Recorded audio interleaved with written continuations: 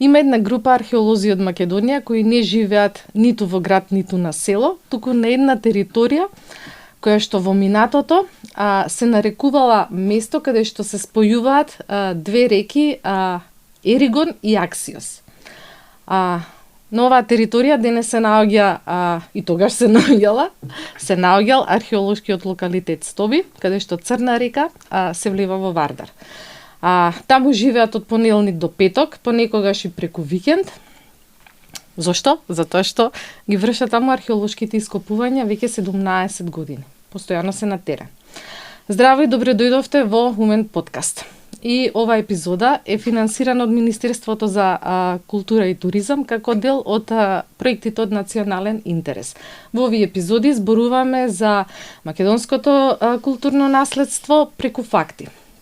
Годинава и со нас е Pix+, место за секој фотограф и видеограф. Покана до сите спонзори заинтересирани да ни се приклучат, ве очекуваме да ни се јавите. Во меѓувреме следите не на YouTube каналот 101 Подкаст Студио и на профилите на Умно МК, на Facebook и на Instagram. Нашата гостинка денеска ни е Силвана Блажевска, доктор по археолошки науки, веде директор на археолошкиот локалитет Стоби, национална установа. Силвана, добре дојде. Добре те најдов, Весна, и многу ти благодарам за поканата. Фала ти, Јоптен, што се согласи. Мислам дека ќе имаме многу интересен муабет. За Стоби, за неговата историја ќе зборуваме, за состојбите во археологијата денес, за потенцијалот што го има овој бисер на македонската археологија, затоа што навистина е таков. Стоби е единствениот археолошки локалитет во Македонија кој што има статус на национална установа. Таму си ти од 2008 година, така? 2008 почнавме, меѓутоа се уште установата беше во фаза на формирање. Да, тоа се екипиравте. Кажи ми од денешен аспект како се чувствуваш повеќе како скопјанка или како стобјанка? Да ме прашаш ова во периодот меѓу 9 и 13, ке ти кажав како стобјанка дефинитивно, затоа што ретко кога идавме дома. Живеевме на Стоби дури во зимските месеци. Тоа беше една екипа, тогаш млади археолози, сега веќе не сум ни јас, кои што туку што завршија дипломира на Институтот за историја на уметност и археологија. И беше навистина добра група студенти, кои што предходно сам наработала и на други терени, на Вардарски рид, заедно со професор доктор Драги Митревски. И те некако се издвоија од останатите, како големи ентузијасти, деца кои што има сериозно, добри оценки, веќе солидно предзнаење, и така ни започна нашата приказна во Стоби. Каква беше динамиката на почеток? Пеколна, се надевам дека никогаш нема да се повтори.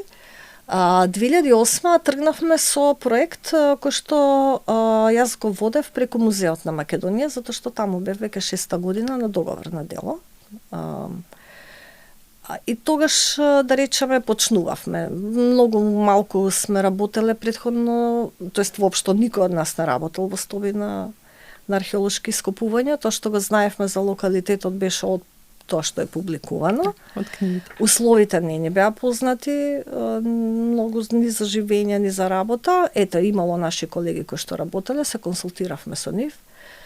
Меѓутоа, 2009 и 2010 беа пеколни години. Во исто време формирање на национална установа и во исто време огромен капитален проект за археолошки истражувања. Значи, во еден момент имаше со околу 70 членови на стручна екипа, не зборам само археолози, и конзерватори, и документатори, и околу 600 работници. Тоа беше армија од луѓе. Значи, каде и да отидам јас или некој од моите колеги надвор да презентираме резултатите од тие 2 години истражувања, кога ќе ги покажавме сликите со тие купишта коцки, сите беа запрепастени. И имаше едно прашање во Атина, кога бев на предавањето на во американската школа, неофицијално се разбира, надвор во ходникот после, праша дали вие што правевте, градевте пирамиди или искупувавте локалитет? Ова само во време на градењето на пирамидите и искупувањето во стоби. Да, беше ужасно напорно. И од денешен аспект не би сакала да се повтори контролата на толку многу луѓе. Не, едно археолошко ископување е практично невозможно. И денеска е таа пракса, поготово ако работиме на Западна некропола, каде што истражувате гробни целини, тоа го почнувате денес и додека не го завршувате, додека не го завршите, не си одите дом. Значи нема. Сме работеле и под рефлектори навечер за да исчистиме гроб, за да не го оставиме и покрај тоа што стоби е ограден, има чуварска служба, е заштитен. Така.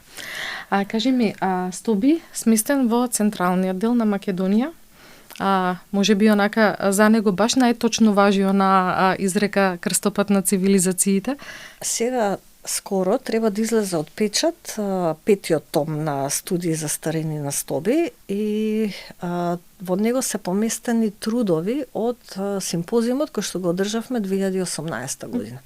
Еден од тие трудови е на нашата драга колешка и пријателка доктор Александра Папазовска, која што буквално направи преку наодите едно патување, така и се вика насловот, Storytelling Finds, кои што кажуваат, ги раскажуваат почетоците, ги лоцираат почетоците на населувањето во стоби од длабоката преисторија до римскиот период, кога веќе го знаеме како развиен град.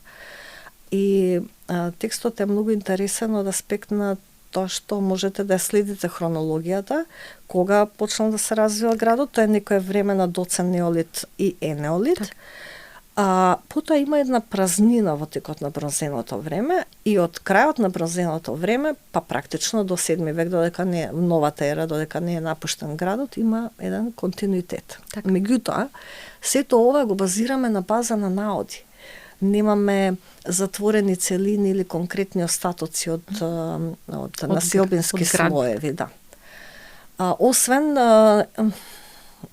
некои траги од енеолитската населба ги лоциравме под палатата Перистерија во ископување во 2011 година. Целта беше, се крена мозаикот за конзервација во една од трапезариите и најдовме шанса да ископаме до доле и да видиме каква е стратиграфијата надоле и скрос на карпа се беа откриени траги од енеолитска населба со материјал. Како вака низ овие периоди, мислам веќе кога навлегуваме во оној период кога баш онака се случува онаа здрава населба од која што потоа се гради, се издига стоби, колку е битна геостратешката положба на апсолутно е битна. Колку е пресудна. Имаше право кога кажа стоби се наоѓа на крстопат, тој буквално се наоѓа на крстопат затоа што тука се сечат два главни патни правци. Север-југ, патниот правец кој што го поврзува Егеот со Средна Европа и од Вија Игнација, познатиот римски пат, кој што нормално е лоциран на предходна патна траса, се двои дел, крак од Хераклеа Линкестис, кој што води кон Стоби, од тука води кон Пауталија и кон Сердика на исток. Буквално сме на Стоби се наоѓал на крстопат на два главни патишта, исток, запад, север, југ, и тоа е еден од главните предуслови за неговиот развој во римско време. Кажи ми, од она што го гледаме денес на Стоби, баш тој процут е почнат во раниот и во средниот римски период. Значи ова се први векови од новата ера. Зборуваме за велелепни куќи за домување, театар, тука е храмот на Изида, градбата со арки на која што подоцна посебно ќе се задржиме затоа што е онака феноменална и интересна. Зошто тука и синагогата, да не заборавиме, која што па зборува за еврејското население кое што се доселува тука, тие биле трговци, значи го носат тој бран со себе. Зошто е било важно на Римската империја да има вакви развиени центри и подалеку од базата што се од Рим? Многу интересен податок кај Ливи. Кога Ливи го спомнува Стоби, го спомнува како Урбе Ветера, стар град. И тоа во врска со настан кој што се случува во 197 година пред наша ера. Филип Пети, македонскиот крал, ги победил дарданците во близина на стариот град Стоби. Ние реално денеска немаме остатоци од тој град. Или не сме ги нашле. Или се под овие што се... Да, секогаш е проблем кога имате таква долга стратиграфија, временски, секое наслојување, секое следно градење уништува тоа што е постаро. Меѓутоа, на римјаните треба да им се даде кредит за неколку работи. Прво, таа огромна воена империја се одржувала заради добриот систем. А за да имате добар систем да одржувате империја на толкова голема територија, треба да имате инфраструктура. Треба да имате добри патишта и треба да имате локации, места, каде што вашата култура или тоа што сакате да го спроведете во таа една голема територија со народи кои што се комплетно различни, не само етнички, него и културно и религиозно, мора да воспоставите максимална контрола. Римјаните биле многу добри војници, многу добри правници, нели, системот на правна држава потекнува од таму, од тогаш, и многу добри градители. Така што три нешта се базата? База, да. Македонија е првата провинција римска на истокот. Стоби останува најголем град во северниот дел на провинција Македонија.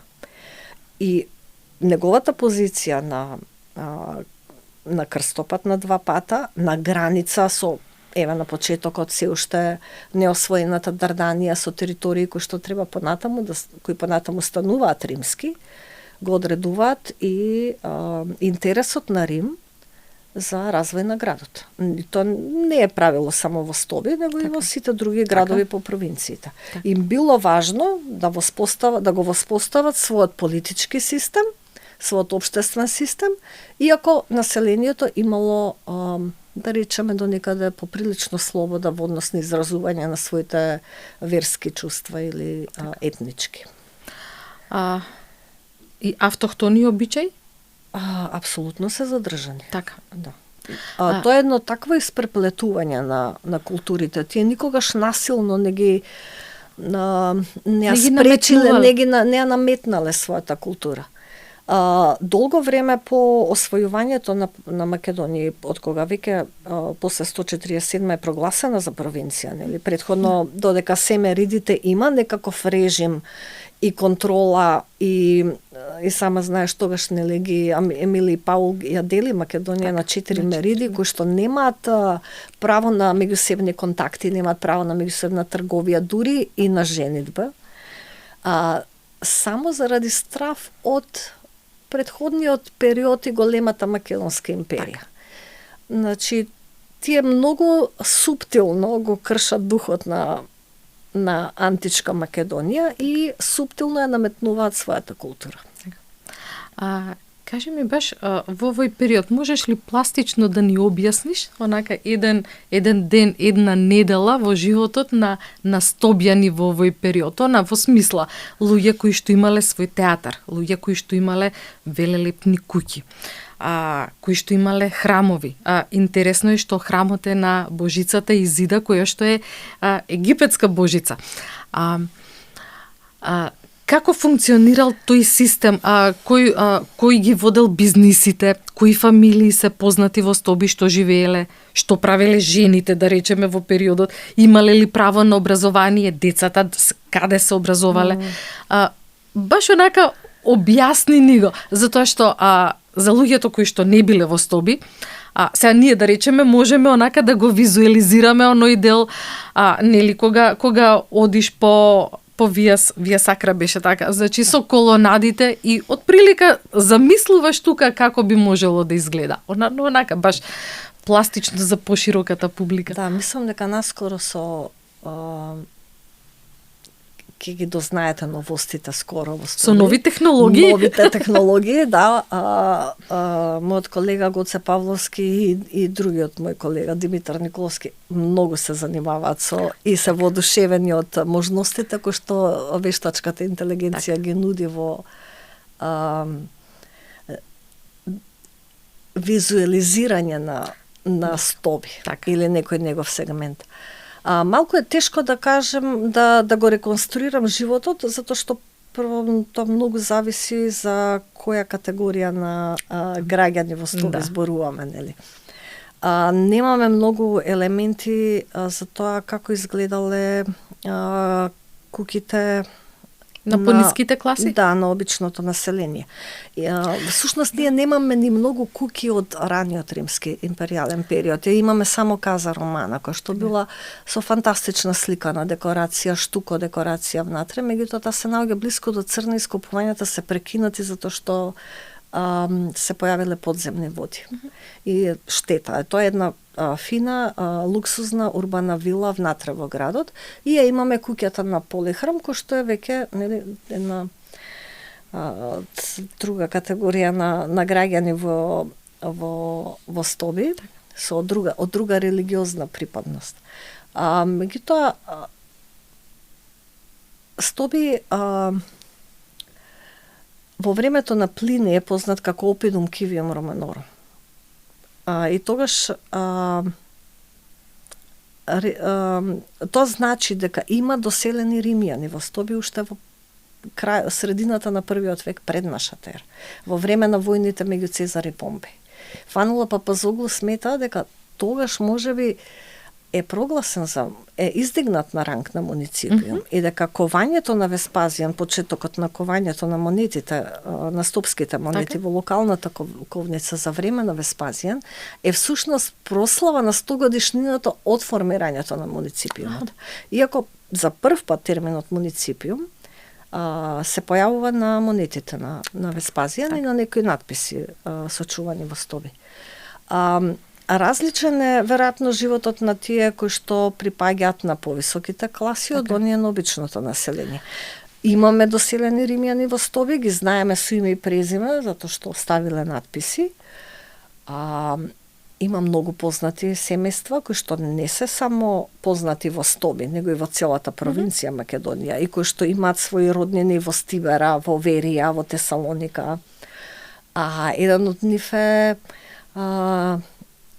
кој потекнува од семејството Силвани, кои што имаат јас имам свое седиште на театарот.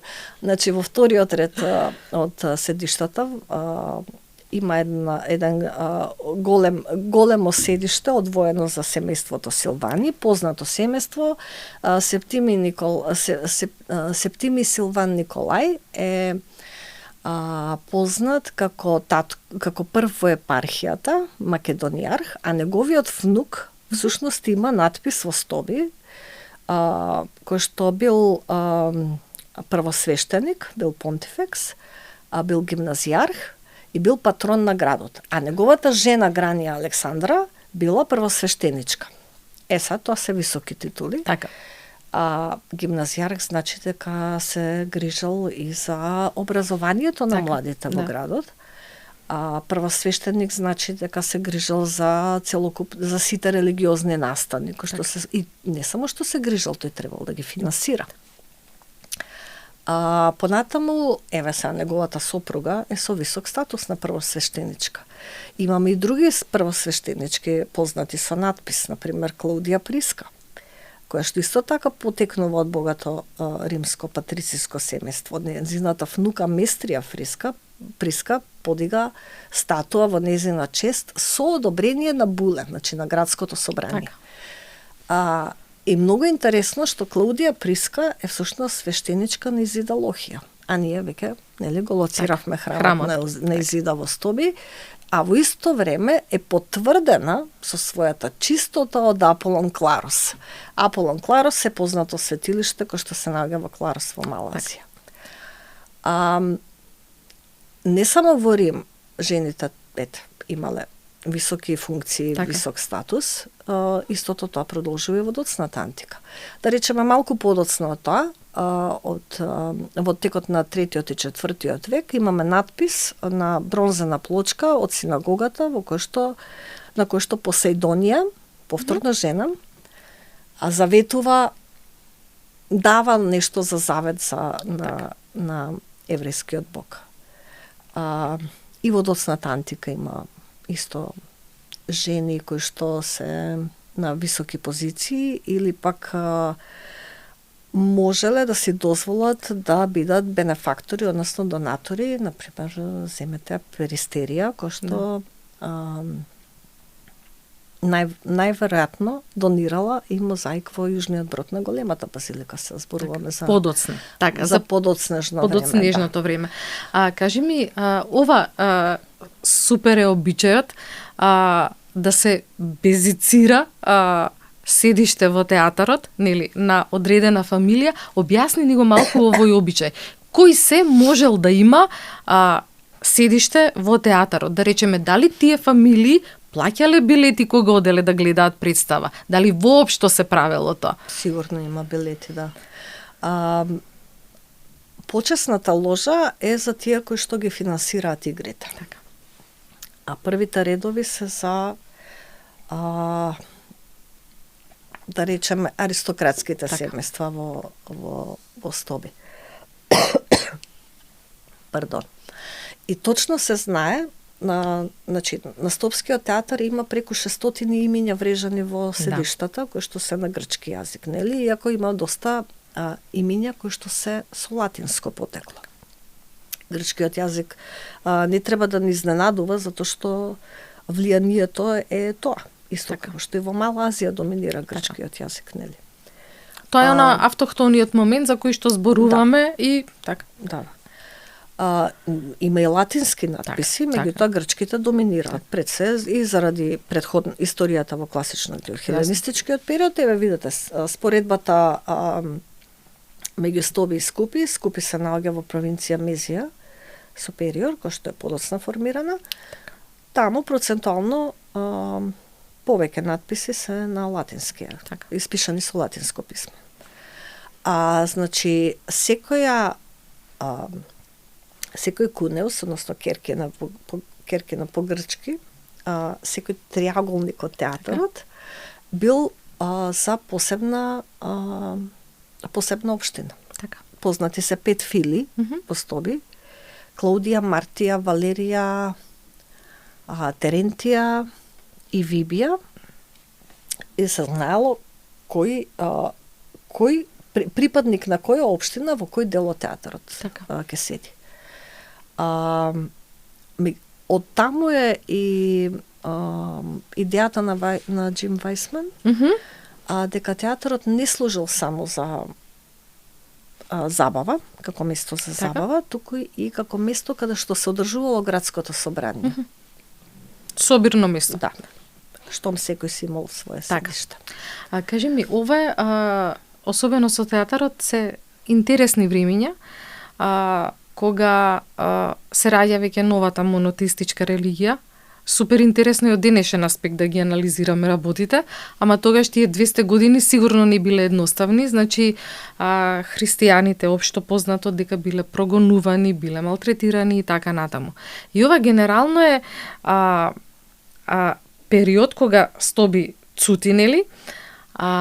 313 година со Миланскиот едикт, нели? Христијанството е прогласено за религија рамноправна со останатите. Интересно е дека веќе во овој период кога се појавуваат првите базилики во Стоби, тие се градени близу до театарот. Кажи ми, има многу интересни приказни за театарот баш поврзани со христијаните. Раскажи ни некоја приказна за ова, те молам. Па, тоа беше некое генерално мислење дека христијаните во римско време биле сериозно прогонувани, меѓутоа за такво нешто нема во докази? овој дел од светот и немаме сериозни докази, па поготово во Стоби. Театарот бил од почетокот замислен за мешан програм. Тој има елементи на амфитеатар, затоа што има висок подиум, нели, за да заштити публиката од борбите со животни кои што се одвивале внатре. Значи бил наменет за гладиаторски борби, за борби со животни и за театарски представи. За да гладиаторите, наспроти на мислење општо дека се убивале во арените, и тоа не е баш така точно, затоа што за да истренирате еден гладиатор, ви требаат пари. И време. И време. А тоа се најчесто од почетокот робови или пак војници, така, заробени војници. Меѓутоа, тој што вложува пари во гладиатор, поготово ако тој, да речеме, успешен гладиатор и анимира публиката, љубимец е на публиката, нема да дозвола така лесно да го загуби животот. Да го загуби животот, затоа што тоа за него ја губи инвестицијата. Така. Се губи профитот. Така да, денеска малку ги разбиваме тие општи, да ставови, речем, ставови до сегашни. Истото важи и за христијаните, значи ние немаме доказ дека во театарот во Стоби биле убивани христијани, дека имало некој сериозен прогон во градот на христијани. Дури и во Тесалоника има многу малку податоци така, за такво за нешто. Да. Може би биле убивани криминалци во театарот и за тоа немаме сигурна потврда, затоа што за тоа ви треба надпис. Инаку нема начин како да го докажете. Така, дур не видам, не можам да мислам, тврдам криминалци апсолутно. во смисла да ако во венаторските борби или пак во борбите со гладиатори. Сега, нашата драга покојна професорка Блага Алексова ја развита идеја дека старата епископска базилика, која се наоѓа практично во сенката на театарот, така, е изградена од таа причина, дека тука умирале христијаните и дека ова е еден вид ареа мартириум и црквата е подигната во близина на театарот од тие причини, зашто навистина немаме докази. Кажи ми, интересно е ширењето на религијата. Значи, Стоби станува епископски центар, вака според овие податоци во 325 година. Значи, тоа се само 12 години по прогласувањето на изедначувањето. Да, по изедначувањето. Значи, не заборавај дека Стоби има еврејска заедница. Да. Првите апостолите, нели, го шират христијанството од светата земја на север, поготово таму каде што има еврејско население. Апостол Павле нели проповедал, поготово познати се неговите проповеди и патувања низ Македонија, особено во Филипи, во Тесалоника. Еве, професор Миколчич имаше една теорија дека можеби во некој од тие патувања едно кратко време отпатувал до Стоби, знаејќи дека тука веќе има постоечка еврејска заедница, зашто немаме докази. Значи, сигурно имало христијани или луѓе кои што биле наклонети кон христијанската религија многу порано од озваничувањето. Така. Немаме, дури еве и професор Вајсман смета дека некои врежувања на седиштата на театарот или имиња, како например Петрос или Гајос, укажуваат на христијани. Така. Има некои крстови врежани на седиштата на театарот, кои што може да се насети. Можеби асоцираат, чисто раздвојуваат имиња или пак можеби асоцираат на религиозен символ. Значи, сигурно има жители во градот кои што и претходно биле наклонети кон таа религија пред 313. веќе во 325-та знаеме дека е епископско седиште затоа што Будиос е првиот епископ стопски кој што е познат, запишан, нели, кој присуствувал на екуменскиот собир во Никеја. Кажи ми вака, кога раскажи ни како после овој пик кога почнува она губењето на сејајот на стоби. Интересно е што потоа, така, после овој доцно римски период, немаме тука продолжување на градна цивилизација и така натаму. Па да речеме, еве вака, ако стоби својата максимална територија ја постигнува во време на Август, тогаш градот бил најголем. Првите градби, големи градби, јавни, градбата со арки, храмот на Изида, театарот, почнува да се градат во вториот век. Може би за време на Трајан, Нерва или пак за време на Хадрија. Тогаш е големиот процут во Рим. Веќе во третиот век, во втората половина, се чувствува тоа што генерално се случува во целата империја.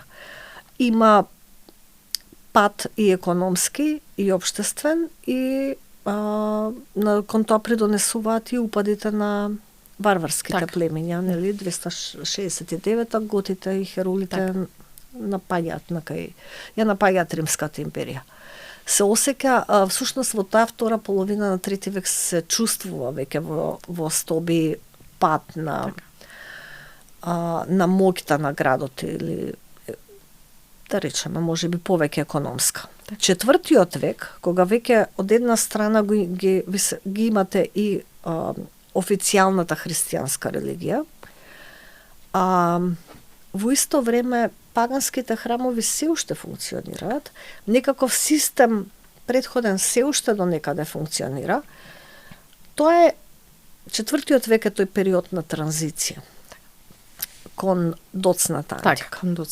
И во некое известно време паралелно функционираат и римските придобивки и римските градби и се подигаат нови градби, кои што веќе имаат со друга јавна намена. Петиот век пак е означен со втората половина на четврти и пети век, веќе градот го добива новиот урбан лик, каде се појавуваат овие раскошните палати со фантастични мозаици, сите со нимфеуми во дворовите. И тоа укажува на еден втор бум и просперитет во градот. Втората половина на пети век, после нападите на готите, после 475 година, повторно има разубавување на тие приватни објекти, се градат бањите, се градат скоро сите базилики во цркви во градот. И тоа трае до некој Јустинијаново време. Веќе втората половина на 6 век повторно има се чувствува пат во градот и во економската моќ, ама кон тоа придонесуваат не само општите услови во империјата, туку и климатски промени, упадите на варварите, аварите и словените заедно ја напаѓаат, нели, Римската империја. Во време на Јустинијан се случува бубонската чума. Веројатно вулкански ерупции. Во тоа време Прокопи раскажува за година без сонце. Така да има многу фактори кои што придонесуваат да почеток на падот. Да. Сметаме сега малку ја поместуваме границата кога Стоби е напуштен. Претходно се сметаше дека 518 тој фамозен земјотрес кој што го удрил, кој што го разрушил Скупи, зашто и таму немаме сериозна археолошка потврда. Затоа што Марцелин Комес вели метрополата е срушена, мислејќи на Скупи, и еден куп други градови, меѓутоа во Стоби има земјотрес во ранниот 6 век, кој што ги оштетил објектите, меѓутоа Тоа не е крајот на градот. Не предизвикал катаклизма. Да. Сметаме дека некогаш после раниот 7 век. Кажи ми, интересно да не го заборавиме моментот, затоа што сакав посебно да позборуваме за оној објект со арки, на кој што фокус ке ставите во работата годинава. Тоа е објект кој што порано во литературата се изучуваше како форумот во стоби и така натаму. Се скопуваше долги години, различни екипи нели работеа. Која е приказната на овој објект? Денес се нарекува објектот со арки, да, се уште? Уште го нарекуваме градба со арки и уште се обидуваме да ја дефинираме неговата намена. Откриен во 70-тите, во времето на југословенско-американските ископувања. Понатаму продолжи да работи таму Музеот на Македонија, нашите колеги Мила Шурбановска и професорот Антонија Кимовски долги години. Ние ги вклучивме во нашите капитални проекти во 2008 и 2009 и некако и 10-та. Замре потоа интересот околу градбата, некако беше цело време остаена на страна, до пред некоја година Гоце Павловски пројави интерес за неја. Таа всушност е неговиот докторски труд пријавен во Атина. Има неколку идеи за тоа што може да представува таа градба. Првично Вајсман мислел дека е дел од бања. Потоа колегите сметаа дека може би е градскиот архив, дека Павловски исто објави еден труд во кој што тој сега ќе излезе трудот во петиот том на студии за старините на стоби, каде што врз основа на архитектонска анализа на градбата предпоставува дека е библиотека. Сега во последно време повеќе сме наклонети да мислиме дека тоа е мултифункционален јавен објект. Тој можеби и сигурно имал библиотека, меѓутоа можеби не служел само како библиотека. Така. Кажи ми, имаш долгогодишно археолошко искуство и надвор од Македонија. Сакам тука да ги спомнеме оние ископувања во Израел. Кажи ми, што од овие искуства ти како археолог и како раководителка на стоби и како љубител на археологијата, не само како научник, што од овие искуства се обидуваш да имплементираш тука и би сакала да видиш во некои идеални услови, нели, каде што буџетите не се пречка, да се работи археологија, да се како би сакала да го видиш стоби? Да работите во Израел е тоа, поготово таа за дипломиран археолог, е, не знам, фантастично искуство. Поготово не е тоа ветена земја само во верска смисла, за археолози е сигурно ветена земја. Бев на неколку терени таму и од придобивката од моето учество во археолошки ископувања во Израел е работа не само со колеги од Израел, туку и со американски екипи, беше системот и методологијата на документирање. Значи не е дека кај нас тој контекстуален систем и порано не бил имплементиран. Во еден од примерите е стоби. Екипата на Вајсман работеле контекстуален метод. Меѓутоа, ние некако во годините после тоа повеќе сме наклонети кон она белградска школа на откоп систем, односно механичко одвојање на слоевите. Начинот кој што го научи во Израел, работејќи со колегите таму, беше потоа имплементиран тука. И со професор Митревски на Вардарски ред ние работевме исклучиво локус систем. Каде и додевме понатаму, го работевме истиот тој локус систем кој што во најголем адаптиран локус систем кој што се употребува во Израел, ние нормално со мали адаптации го прилагодивме на наши услови. Тој се уште и се предава на факултет по предметот методологија и се употребува, нели, се практицира поготово во Стоби. Така. Од кога сме ние дојдени? Стоби 17 години ја живее оваа приказна.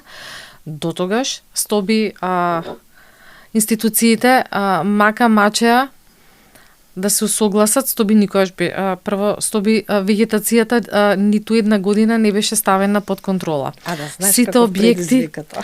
Да, верувам. Еве, наједноставна работа, косење трева е напорно. Таман сте почнали од едниот крај да косите, сте стигнали до другиот крај, веќе половина од Стоби е збувнато од првиот крај. Да. Беше стварно дете со 10 мајки, како да кажем. Тука за заштитата беше надлежен Национален конзерваторски центар, истражуваше Музеј на Македонија, припаѓаше на Музеј на Велес по територијална определба. Многумина велат дека единствената умна работа што беше направена во македонската археологија е што Стоби прирасна во национална институција. Таму во изминативе 17 години многу нешта се случија. Освен истражувањето на градбата со арки, значи излезе нов храм на изида и така натаму, но Стоби се уште нема, да речеме, музеј. Нема продавница каде што може да или има веќе приправена некаква, се извинувам. Значи низ години ве сакам да кажам имаше и бифе и голема сувенирница, па тоа се затвори, многу турбуленции, но ништо нема стабилно нешто онака да кажеш и сега Стоби е феноменален локалитет кој што е на ниво на оние што ги гледаме во странство. Кажи ми, тебе што ти недостига, што сакаш да видиш во Стоби? Пари. за да направам се што сакам. Ова е виц, не знаеш песната на Архангел, $1,000,000. Да. Мене ме зафркаваат, мене ми требаат $5 милиарди. Да. Се шалам. Да. Сакавме да го видиме Стоби среден во некое брзо време, меѓутоа тоа не се случи. Претходно ингеренциите, не знам дали ја знаеш приказната колку одбивав да одам таму.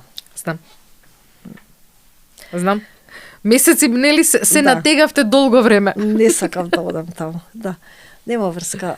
Еве сега сум таму и факт е дека претходно ингеренциите различни на различни институции го доведоа во состојба во каков што е.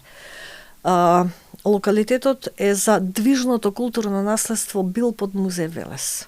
Таму не постоеше музејска евиденција, никаква. Освен теренските картони.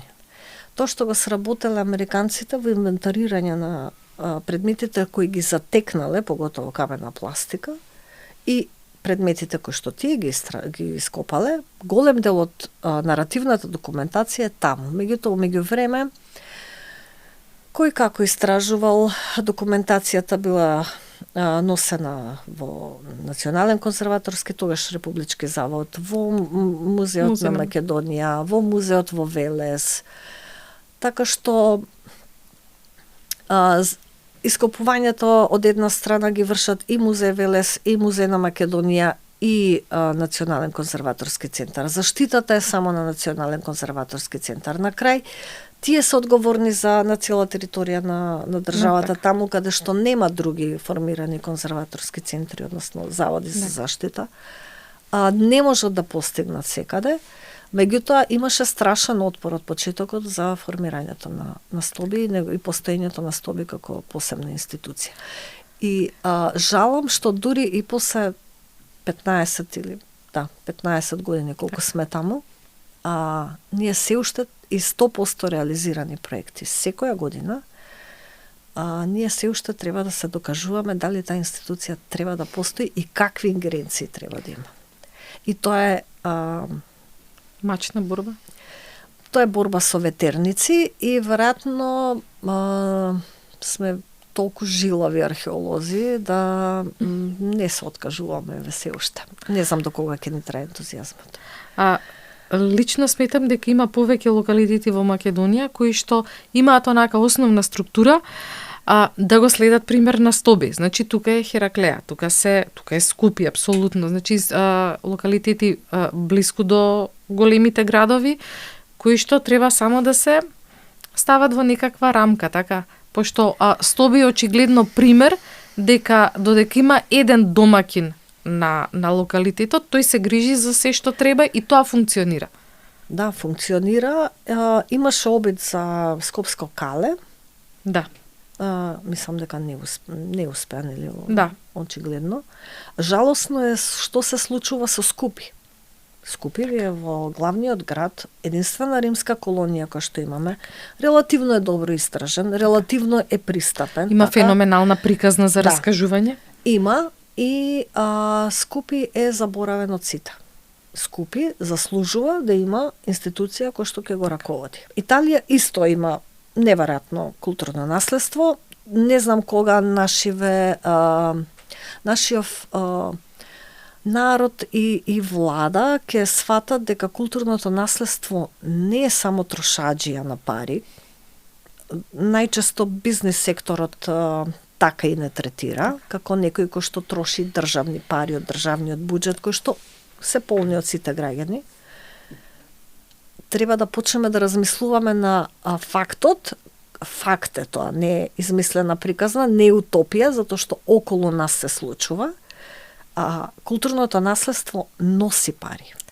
Погледнете Грција, погледнете Италија, Турција, да не одам подалеку. Имаше нека статистика во сите држави кои што промовираат културен туризам, колкав е придонесот на годишно ниво во државниот буџет од културниот туризам. Сега, Италија од пред неколку години со одлука на влада одлучи најзначајните археолошки наоѓалишта Помпеја, Херкуланум, Остија Антика, Базиликата на Сицилија и мислам дека уште некој ги прогласи за археолошки паркови, што значи дека институција археолошки парк, исто како што национална установа Стоби, се грижи за археолошкиот локалитет од секој можен аспект. Независни се, спроведуваат истражувања, спроведуваат конзерваторски зафати, спроведуваат популаризација, туристичка презентација, имаат собствени пари кои што можат да ги вратат назад во локалитетот и ние тоа го правиме назад со години, доколку немаме известни законски пречки во тоа. И самата спомнова беше и следен дел од муабетов, си член на комисијата која што го подготвува новиот закон за културно наследство. Во меѓувреме, од годинава Министерството за култура е малку во проширен состав Министерство за култура и туризам, каде што предпоставам, мислам во Македонија културното наследство сметам дека треба да биде нели доминантниот елемент каде што ќе се промовира туризмот, кој што има потенцијал да се шири, да се развива, да носи профит, археолошките локалитети да живеат сами од себе. Кој во моментот од актуелниот закон, кои елементи ви прават најголеми пречки и што итно инсистираш да се смени? Мислам, не само ти, сите археолози, апсолутно. Не само археолозите, зборуваме и за луѓето во заштитата, генерално, и на нематеријално, и на движно, и на археолошко наследство. Проблемот е во сегашниот закон и секогаш, не од сега тоа, тој проблем постои веќе подолго време, преобемен, комплициран, пребюрократски, со процедури кои што додека дојдете до моментот на непосредна заштита, а вие сте тука за да прво го заштитите физички културното наследство, поминуваат години на истражувачки работи, па немало средства, па изработка на проекти, па немало средства, па поминал рокот на проектите, па пака еден нов проект, па нови пари за нови истражувачки работи и тоа се влече во недоглед, еден магепсан круг од кој што очигледно нема излез, освен ако не превземеме нешто за да има излез, и затоа е сега напорот на оваа комисија да ги рационализира тие постапки кои што ќе овозможат брза интервенција, заштита на културно наследство соодветна, а не процедури кои што на крај доведуваат повеќе до уништување отколку до сочувување. Правната заштита е важна. Значи, ќе донесете акт за заштита дека некој локалитет треба да се заштити. Со самото тоа, веќе сте го пропишале режимот на заштита околу локалитетот. Што сме, што не сме, или не зборам само за локалитети, дури и за заштитени градски јадра, и за поединечни споменици на култура. Ама непосредната заштита, значи актот нема да го заштити. Ќе го заштити од инфраструктурни градежни зафати, од опасност да се сруши во меѓутоа ако не превземете мерки на непосредна заштита и не ги одржавате, затоа што не е само да ја направите конзервацијата, таа конзервација после треба да се одржува. Апсолутно. Ништо не сте направили. Тука и муабетот со недостигот од конзерватори во Македонија генерално. Кажи ми како сте екипирани во моментот на стоби, колку вработени, кои кадри ви се најдефицитарни, има ли интерес, се пријавуваат ли луѓе дури кога имате огласи? Археолози, да речеме, релативно сме добро опремени, имаме 6 археолози. Конзерватори за сега имаме за мозаик, за метал, стакло и керамика и камен.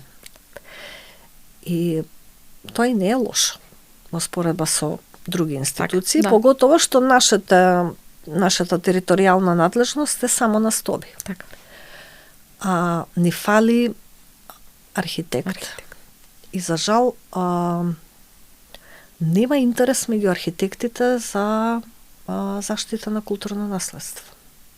Еве сега во Националниот конзерваторски центар има 4 архитекти и тие се до толку многу заглавени во интегрираната заштита, кој што исто така важен сегмент, да немаат ни време, ни простор да стигнат до момент на непосредна заштита, особено не на некоја голема територија. Кажи ми, што работат археолозите и целиот тим зиме на стоби?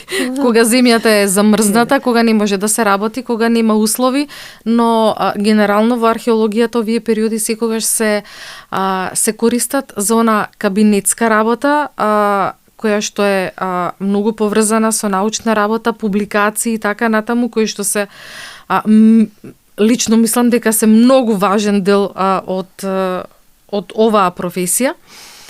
Имате ли, да речеме, база некоја во Скопје, каде што може, да речеме, овие критични месеци, наместо да сте во стоби, се разбира, нели, тоа влече своји трошоци, струја и така натаму, нели, режиски трошоци. Не сакаш да знаеш колкава ни е сметката за струја за јануари. Кажи од јануари.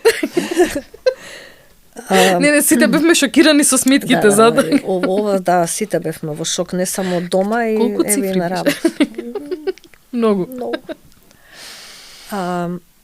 Генерално постои некакво чудно мислење меѓу нашиот народ дека археолози ако не се на терен немаат што да работат друго. Веруваме во овие 15 години нема момент, пред некој ден го зборувавме истово со колегите, нема момент кога сме кажале немам што да правам сега. Досадно ќе ми.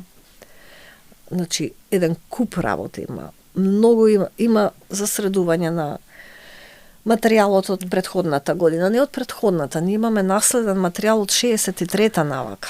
Значи, не можеме и во 15 години со толкава активност, со толкав број на вработени, сега сме веќе 30, пак не можеме да постигнеме се. База во Скопје немаме. Како што знаеш, таму работат луѓе од повеќе градови, од Гевгели, од Кавадарци, од Неготино, од Велес и од Скопје. Сите патуваме во зима. Временски услови, сопствени возила, Немате патни трошоци? Не, се разбира дека немам. Шега беше ова повеќе. Со откога се донесе колективниот договор во култура, работодавецот е должен да исплати патни трошоци за вработените, ако е тоа на поголемо растојание, како во случај со нас во Стоби.